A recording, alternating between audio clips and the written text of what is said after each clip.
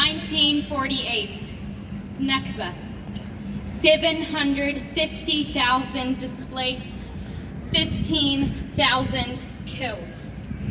1987, First Intifada, over 2,000 killed.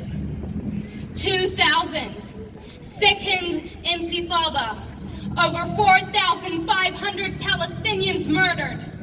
2006, Gaza blockade begins, over 2 million trapped. 2008, Gaza massacre, over 50,000 displaced, 1,400 killed. 2014, Operation Protective Edge, over 100,000 displaced, 2,200 killed. 2023 to 2025, genocide, over 500,000 displaced, over 60,000 killed.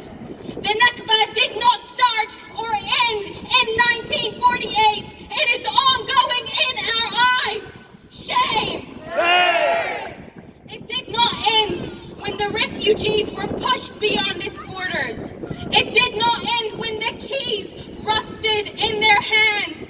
It did not end when the world turned the page. Because every decade since has been soaked in our blood. Every child born in the occupation carries the weight of a stolen homeland. Every generation has grown up under the shallow occupation, under the drones in the sky and the bombs on our homes. For 77 years, the world has watched while Palestine has bled. We are not here today to ask for sympathy. We are here to demand accountability, to remind the world that what is happening is not a conflict, it is a deliberate and ongoing campaign of ethnic cleansing. Shame! Palestinians are not passive victims. They are humans being murdered every day by the Israeli government, by the American government, and by the complicity of our New Zealand government. Our demand is simple. The right to live with freedom, safety, and justice in our own land. The right to return. The right to mourn our dead without being told they were to blame for their own deaths. It has been over 70 years, 70 days, since any food or water has entered Gaza. These governments continue to find new tactics to kill our people. They starve, bomb, and torture them to death. Shame! Shame! I've said this before, and I will continue to say it every chance I get. To those who stay silent, especially to the Arabs, shame on you. Shame! Shame on those who watch from a distance, who scroll past the headlines and the videos of dead children. Shame on those who speak only when it's convenient, but disappear when we need them most. We do not need empty statements. We need action. We need people to show up to rallies, to campaigns, to conversations.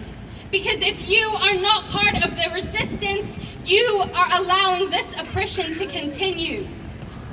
You can bomb our homes, but you cannot bomb our hope, our Palestinian blood. You can steal our land, but you cannot steal our spirit. You can silence the media, but you will never silence the Palestinians, because the truth always has a tongue.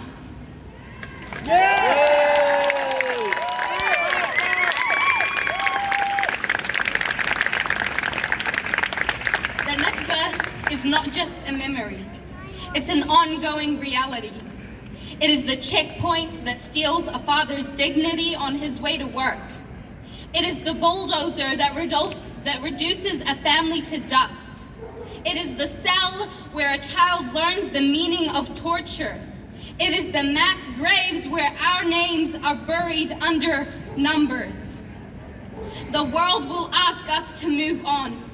It will tell us this is complicated. But we know the truth is simple. Colonization is violent. Apartheid is violent.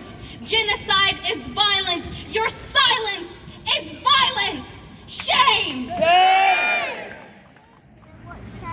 We are not only here today to demand for a ceasefire, but also to educate those who have been brainwashed by the Israeli propaganda. I want to leave you here with a last message. Never, ever lose hope. Never, ever back down. And never give up. When we look back at this moment, we are the ones who will be able to say we did not stay silent as we watched Palestinian men and women being murdered.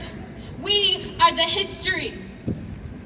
And until Palestine is free, from the river to the sea, we will never stop. Thank you.